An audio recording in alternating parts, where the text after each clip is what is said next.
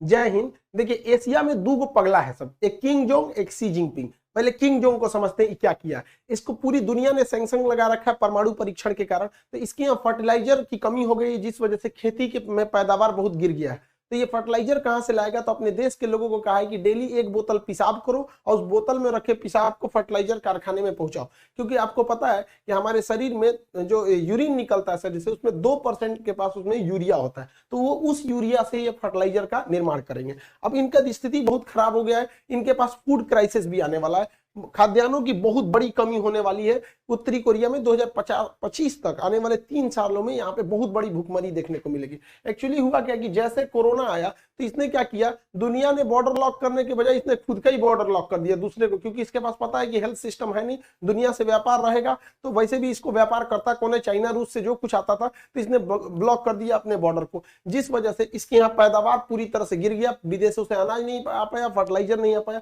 और इस समय बाढ़ और वर्षा भी इसके यहाँ बहुत भयानक हो गया जिस वजह से पूरी फसल बर्बाद हो गई। अब यहाँ इतना बड़ा फूड क्राइसिस देखने को आ रहा है जिस वजह से इसमें हजारों लोगों की मौत होगी। लेकिन ये परमाणु परीक्षण करते रहेगा और अमेरिका और यूरोपीय देश इस पर बैन लगाते रहेंगे और यहाँ लोग मरेंगे क्राइसिस से, फूड क्राइसिस से। लेकिन इसको अपने यहाँ के लोगों की जान से ज्यादा परमाणु परीक्षण की जल्दी लगी हुई है। 1990 के दशक में 60,000 के आसपास लोग उत्तरी कोरिया में मारे गए थे। अब इसने कहा है कि 2025 तक पे हम अपने देश की जनता से कहा है कि आप तैयार रहिएगा, हो सकता है कि 1990 से भी बुरा दिन देखने को मिलेगा उत्तरी कोरिया का। अब चाइना का समझते हैं दूसर का पगला का, इसको होड़ लगा है कि दुनिया के जितने देश है उसको कब्जा लो। चाइना और रूस एक अभी के वक्त में रूस चाइना की ओर ज्यादा झुका हुआ महसूस कर रहा है, क्योंकि इंडिया जो है अमेरिका को प्रीफर कर रहा है, रूस को अपनी अर्थव्यवस्था बचाने के लिए चाइना के सिवा दूसरा कोई ऑप्शन नहीं दिख रहा है। तो ये लोग एक एक्सरसाइज कर रहे थे नौसेना का।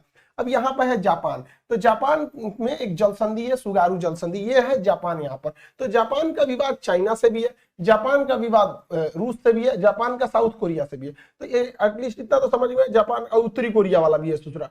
तो जापान का यहाँ किसी से नहीं जमता है।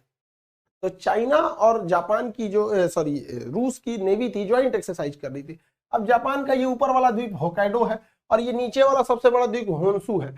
आपको पता होगा जापान की राजधानी जो है वो होन्शु द्वीप पर ही है। क्वेश्चन भी पूछता है होन्शु द्वीप किस लिए प्रसिद्ध है, तो पेट्रोलियम उत्पादन के लिए प्रसिद्ध है इसका होन्शु द्वीप। और होकाइडो और होन्शु के बीच में समुद्र का पतला रास्ता है, इस समुद्र के पतला रास्ता को सुगारू जलसंधि कहते हैं। सुगारू जलसंधि, समुद्र के पतले रास्ता को जलसंधि कहते हैं, चौड़े रास्ता को चैनल कहते हैं। जैसे भारत में देखे होंगे 10 degree channel, 8 degree channel, 9 degree channel, English channel, Mozambique channel, ये सब चीज। तो ये चैनल नहीं है, जलसंधि है।